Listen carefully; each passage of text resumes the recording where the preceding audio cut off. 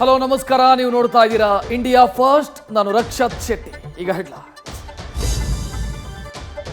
ಬೆಂಗಳೂರು ಗ್ರಾಮಾಂತರ high voltage ಕ್ಷಣವಾಗಿ ಬದಲಾಗಿದೆ. ಅಣ್ಣ ಡಿಕೆಶಿ ಆಶೀರ್ವಾದ ಪಡೆದ ಡಿಕೆ ಸುರೇಶ್ ಬೃಹತ್ ರ್ಯಾಲಿಯಲ್ಲಿ ಕನ್ನಡ ಕಹಳೆ ಮೊಳಗಿಸಿ ನಾಮಪತ್ರ ಸಲ್ಲಿಸಿದ್ದಾರೆ. ರಾಮನಗರದಲ್ಲಿ ಗೌಡ್ರ ಕುಟುಂಬದ ವಿರುದ್ಧ ಕಾಂಗ್ರೆಸ್ ವಾಗ್ದಾಳಿ ನಡೆಸಿದ್ರೆ ಅತ್ತ ಪ್ರಜ್ವಲ್ ರೇವಣ್ಣ ನಾಮಪತ್ರ ಸಲ್ಲಿಸಿದ್ದಾರೆ.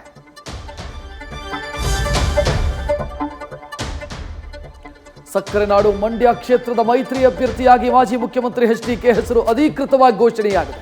ಬಿಜೆಪಿ ಜೆಡಿಎಸ್ ಸಭೆಯಲ್ಲಿ ವಿಜಯೇಂದ್ರ ಕುಮಾರಸ್ವಾಮಿ ಅವರ ಹೆಸರನ್ನು ಘೋಷಿಸಿದ್ದಾರೆ. ಒಟ್ಟಾಗಿ ಚುನಾವಣೆ ಎದುರಿಸಲು ನಾಯಕರು ಸಜ್ಜಾಗಿದ್ದಾರೆ.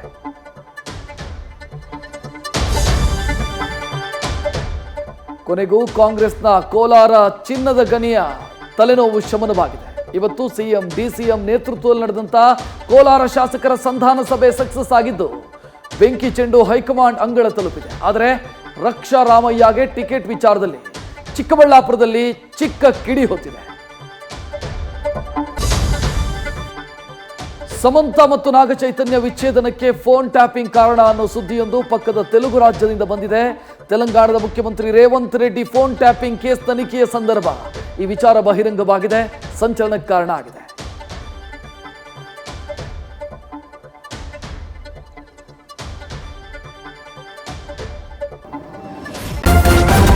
ನ್ಯೂಸ್ ಫಸ್ಟ್, ನಿರ್ಭೀತಿಯಿಂದ ನಿಮ್ಮ ಪರವಾಗಿ.